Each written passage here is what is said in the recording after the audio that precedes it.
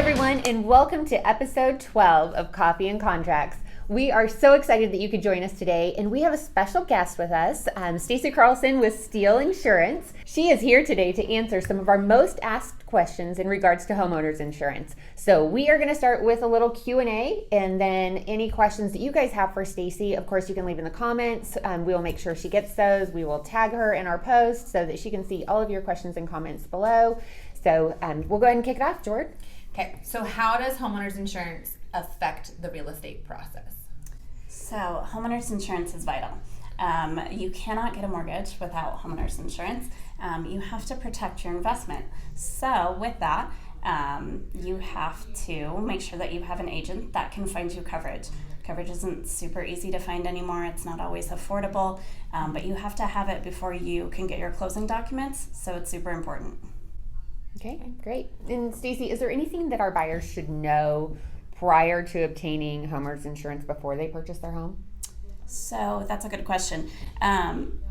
With the changes that have come with the fire seasons and with just insurance in general, it's not always easy to find. It can be super expensive. So it's good to know while you find a home what the homeowner's insurance is going to be for that specific property. To see if it's affordable, if you're still going to qualify, and if you want to proceed with that specific property. So this is something that they should start early on and not wait until Absolutely. like the 11th hour when we're about to close and they're like, oh my gosh, I need homeowners insurance. Yeah, don't do that. Okay. Okay. Good to know. Do you guys hear that? Like, don't wait. Like Don't the wait. first Don't week, wait. right? Yeah, They just should- right away. I mean, it's better to know beforehand if it's going to be super challenging, or if it's going to be super easy and it's what you thought it was going to be, like maybe your last house. It's good to know that at the beginning and not at the end. So I actually send her properties prior, and I'll say, can you run the homeowner's insurance on this?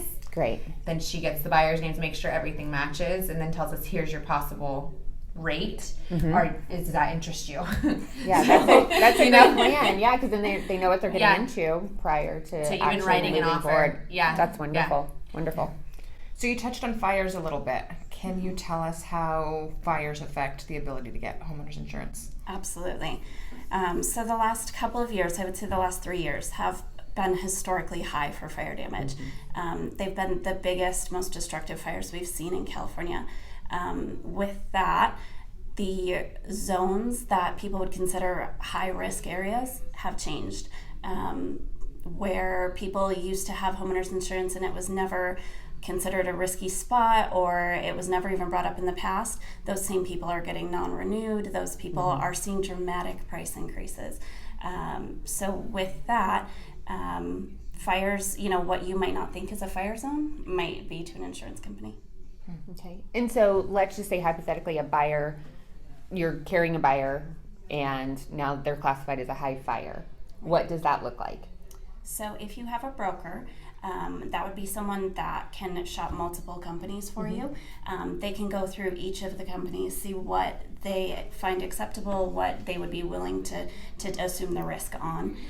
That's really helpful to have a broker that can look through all of the options for you.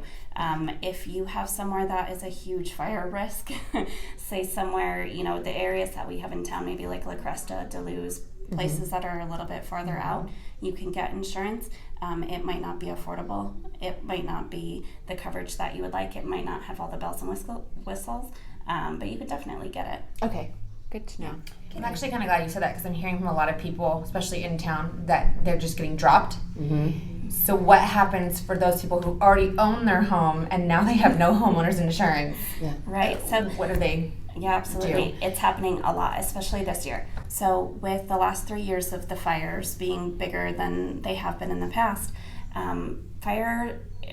insurance companies don't react immediately to fires. If there's a fire in town, they don't immediately start canceling all of the policies. That's not how it works. But over 3 to 5 years, they gather those statistics and they say, hey, now we're going to start making changes because statistically this area might not be so safe for us. Right. So now we're seeing the 2017, 2018 fires come back, and companies are saying, hey, now it's 2019. We might not want to be in your neighborhood anymore.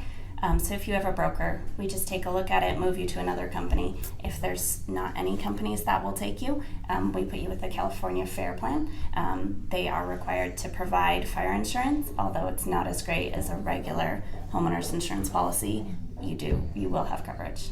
Okay. And what about for the people who are in escrow and that area is on fire? Yeah. So that brings up a good question. Had that happened recently?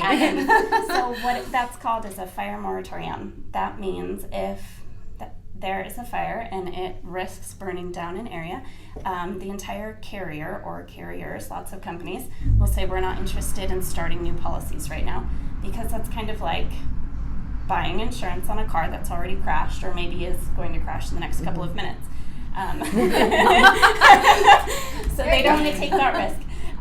So there are fire moratoriums. If you're in escrow, it does happen sometimes where I might have 6 carriers that say, sorry, right now we're not writing business. Sometimes they hold on to those for a couple of weeks, sometimes for a month.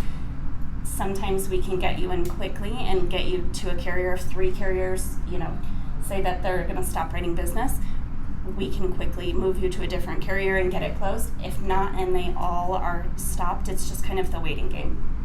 Of now we have to wait until they open back up, because you can't write insurance in a house that might burn down. Yep. Makes sense. Very important information. Okay, so do you think there's anything else a buyer or even just a homeowner at this point should know that maybe we haven't touched on that's important? Let's see. So homeowners is rated, like I said, on a couple of things. Your fire line score, statistics just for the state, for your neighborhood, for your area, but also based on claims. So if you have a house that maybe you're looking at that the owner remodeled the whole thing because of a huge flood, and then they mentioned maybe that there was another flood 2 years before that, generally claims follow you, and if you're prone to making claims on your own house, that follows you. But if you have a house that's had a ton of claims, that might be prone to having floods, that might be having other issues, it's not always just fire. We kind of take the statistics for everything to make sure that you're a good fit for each company. So it's good to know, what the history of a house is, or if you're listing your house, to be aware that, if you've had a lot of claims, that it's something that will be looked at. Mm-hmm. And the same goes for a buyer. If you had a house and you made a lot of claims on your house, right? It does follow you. Absolutely. So if you get matched to the house that had a ton of claims, you have an issue. Yeah, absolutely. Might not be the match made in heaven. So we have been seeing that deductibles are going up, whereas everyone would do like $500 or $1,000 deductible on their house. It's really typical now to do $2,500. That's kind of the standard. If you're in a high fire zone, maybe do $5,000 because your prices are going to be astronomical. But with deductibles that used to be lower, like $500, people would create a lot of claims. If you're one of those buyers that in your last house you had 6 claims and they were all $700 each, you might not be a favorable candidate for the next house. It might be harder for you to get insurance. Okay. Makes sense. Okay. All right. I think that was great. Yes, it was. Well, thank you so much, Stacey, for joining Thanks us for today. having me. And as I said earlier, if you guys have any questions for Stacey, please put them in the comments below. And of course, if you have any questions for us, we're always reachable. Follow us on Facebook, like us on Instagram, or vice versa. Like us on Facebook, follow us on Instagram, and we look forward to seeing you guys again real soon. Okay. Bye. We didn't start the fire. It was always burning since the world's been